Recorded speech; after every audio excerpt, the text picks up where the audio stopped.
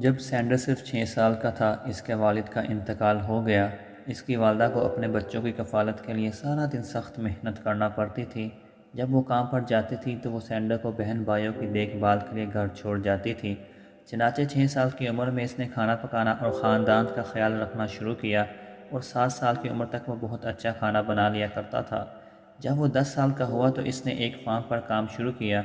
2 سال بعد اس کی والدہ کو ایک پرتشدد آدمی سے دوبارہ شادی کرنی پڑی جو اس کے بچوں کو پسند نہیں کرتا تھا۔ اس کے بعد سینڈر نے اسکول چھوڑا اور 13 سال کی عمر میں اسے گھر بھی چھوڑنا پڑا اور اس نے گھوڑوں کے گیراج کو پینٹ کرنے کا کام شروع کیا۔ 15 سال کی عمر میں اس نے امریکی فوج میں شمولیت اختیار کی۔ جب وہ 18 سال کا ہوا تو اس نے شادی کر لی۔ اس کا ایک بیٹا اور 2 بیٹیاں تھیں۔ اس کے بیٹے کی موت بہت جلد ہی ہو گئی اور شادی جلد ہی ٹوٹ گئی۔ سینڈر نے اپنی زندگی کا پہلا نصف حصہ کئی عجیب و غریب کاموں میں گزارا۔ اس نے انشورنس کا کام کیا، ٹائروں کو سیل کرنے کا کام کیا، وہ ایک کسان تھا، سٹیم بوٹ پائلٹ تھا، سیکرٹری تھا، وکیل تھا اور بہت سے دوسرے کام کیے۔ 40 سال کی عمر میں سینڈر نے اپنی چکن کی ڈشز بنا کر ایک گیس اسٹیشن پر سیل کرنا شروع کی۔ اس کا یہ بزنس بہت فیمس ہوا اور یہ ایک ریسٹورنٹ بن گیا۔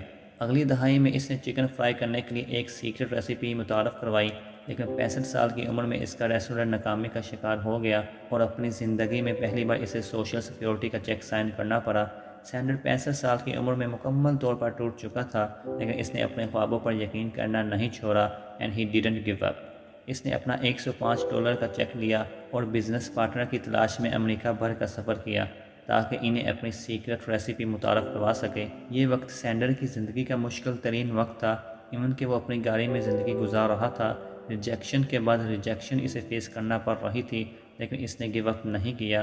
اس کی سیکرٹ ریسیپی کو ایک دفعہ منظور کرنے کے لیے 1009 دفعہ اسے ریجیکٹ کیا گیا، لیکن اس نے پھر بھی ہمت نہ ہاری۔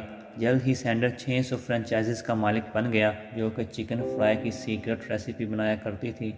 اس کے بعد جلد ہی اس کی کمپنی تیزی سے پھیلنا شروع ہو گئی اور اس لیے یہ اولڈ سینڈر کے لیے بہت بھاری ہو گیا کہ وہ اپنی بڑی کمپنی کو سنبھالے۔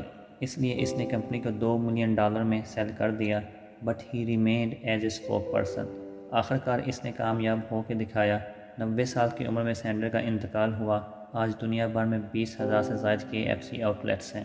آپ دیکھ سکتے ہیں کہ اسے اپنی سیکرٹ ریسیپی کو متعارف کروانے سے پہلے 1000 سے زیادہ دفعہ ریجیکٹ کیا گیا اور وہ اپنی پوری زندگی میں ہر کام میں ناکام رہا جس کی بھی اس نے کوشش کی۔ لیکن ایک بات یاد رکھنی چاہیے کہ فیلئر لیڈس ٹوورڈ سکسیس۔ زیادہ تر لوگ مایوس ہو جاتے ہیں اور بہت جلد گیو اپ کر دیتے ہیں۔ کچھ لوگوں کے ذہن میں ہوتا ہے کہ جب وہ ایک خاص عمر کو پہنچ جائیں گے تو کامیاب ہو جائیں گے، لیکن یہ سوچ غلط ہے۔ اس سے کوئی فرق نہیں پڑتا کہ آپ 20 میں ہیں یا 50 میں۔ It's not late for you. You can do the most amazing thing if you just believe۔ اور اپنے ماضی کی ناکامی کا غم نہ کریں کیونکہ وہ آپ کے مستقبل کا تعین نہیں کریں گے۔ ذرا سوچئے، جب سینڈر اپنی گاڑی میں زندگی گزار رہا تھا اور اس کے پاس کھانے کے لیے نہیں ہوتا تھا تو اگر وہ تب گیو اپ کر دیتا تو کیا ہوتا؟ لیکن تھینک فلی اس نے اپنے آپ پر یقین نہیں چھوڑا۔ And in his 70 he became the founder of $1 billion brand۔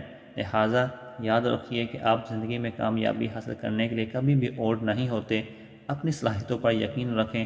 You are not late, just start۔